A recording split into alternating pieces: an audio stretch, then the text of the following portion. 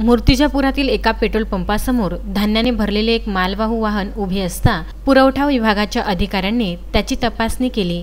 तपासणी दरम्यान त्यात रेशनचे अवैधरित्या 15 कट्टे गहू व 35 कट्टे तांदूळ दिसून आले। शहर पोलिसांनी दोघांविरुद्ध गुन्हा दाखल केला आहे। तालुक्यात रेशनचा तांदूळ 12 रुपये किलो दराने शिधापत्रिका धारकांकडून रेशनचा माल अवैधरित्या खरेदी केला जात असल्याची बाब वृत्तपत्राच्या माध्यमातून प्रशासनाच्या लक्षात आणून दिली होती। मात्र 15 सप्टेंबर रोजी येथील पेट्रोल पंप समोर MH20 EG0614 या क्रमांकाच्या वाहनातून 15 कट्टे गहू किंमत 21,085 रुपये व 35 कट्टे तांदूळ किंमत 58,975 रुपये एकूण 80,060 रुपयांचा अवैध रेशनचा माल जप्त करण्यात आला। या संदर्भात आरोपी रफिक शेपू भगतवाले वय 40 वर्ष राहणार मंगलधाम कॉलनी वरुड रोड, युनुस मंगल परसुवाले वय 40 वर्ष राहणार लावना तालुका मंगरुळपीर जिल्हा वाशिम यांना संबंधित धान्यासंदर्भात विचारपूस केली असता सदर धान्य शिधापत्रिका धारकांकडून विकत घेतल्याचे सांगितले। तरीही कागदपत्रे पुरवठा विभाग कार्यालयात दाखल करण्याच्या सूचना दिल्या होत्या।